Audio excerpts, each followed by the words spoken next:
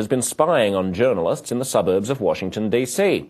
A new report by the Citizen Lab at the University of Toronto claims that journalists from Ethiopian satellite television, which broadcasts in Ethiopia from studios in D.C., are being targeted by spyware.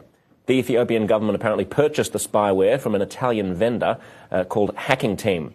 Joining me are Bill Marzak, research fellow at the Citizen Lab, and Andrea Peterson, tech reporter for the Washington Post, who reported on this story. Thanks to both of you for being with us. Bill, just explain the setup here. What were they doing?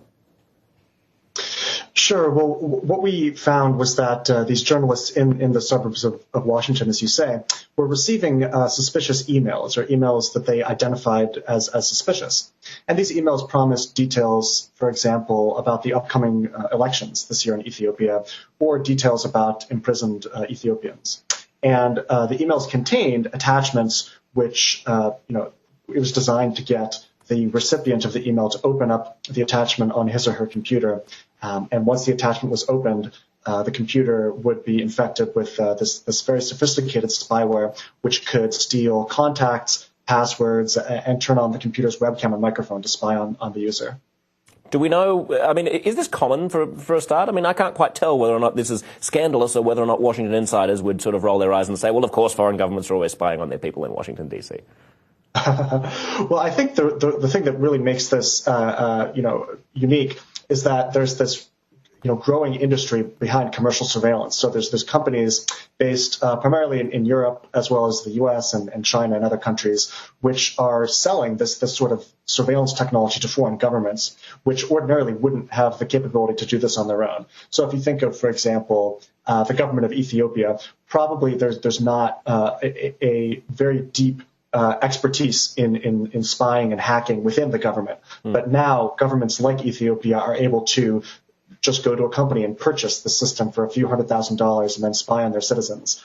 So I think, it's definitely very new from that perspective, right? One would have expected, for example, maybe the Russian government or the Chinese government to be able to conduct this type of cyber operation against maybe U.S. companies or U.S. defense contractors, for example.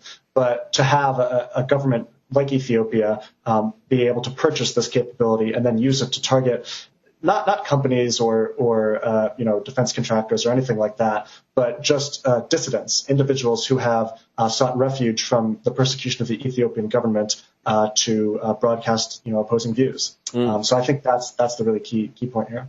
Andrea, do we know why they're targeting Ethiopian satellite television specifically? Is it simply because they preach views that run counter to the orthodoxy of the Ethiopian regime? So Ethiopia has a very sort of troubling history with the freedom of the press. Human Rights Watch and other think tanks who report on human rights issues have repeatedly talked about how the country has really cracked down on independent journalism within the country. So there are outlets like ESA that have become much more important in terms of being sources for independent reporting, because inside the country, that's a really hard thing to do.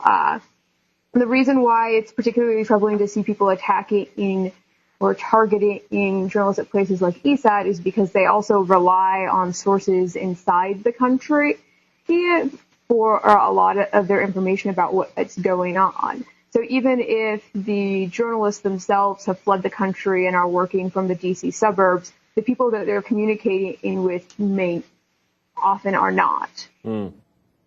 Are there legal ramifications in all this? Andrea, sorry, I think Andrea just froze. If you can hear me, Andrea, oh yeah, we've got you back now. Are there legal ramifications in all this?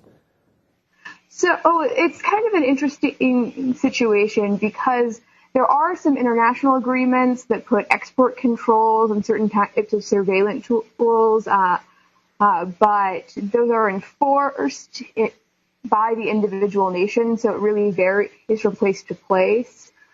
There is at least one situation where an Ethiopian dissident who is allegedly infected with a different form of commercial surveillance, where is actually suing in Ethiopia right now, the Electronic Frontier Foundation, and is working with a DC area U.S. citizen who was reportedly infected by FinSpy, which is another kind of commercial software available from another company.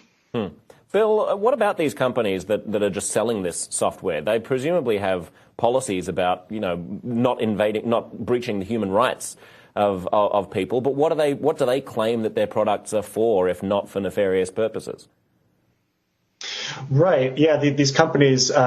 So Hacking Team is the one that whose spyware was apparently used in this case, and FinSpy is the other one Andrea mentioned.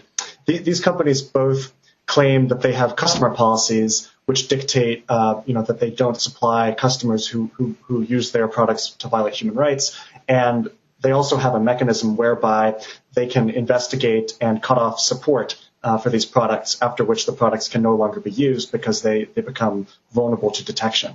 But the companies, we find that when we issue these types of reports, mentioning abuse, the companies come back with their customer policy, but also with the common refrain that these products are designed for investigating serious crime, for example, terrorism, child pornography, things of this nature. But again and again, we're able to document cases where the products are used beyond these kind of serious crime cases and more into this area where it looks quite like abuse, targeting journalists that are speaking out against the government or targeting activists in a foreign country.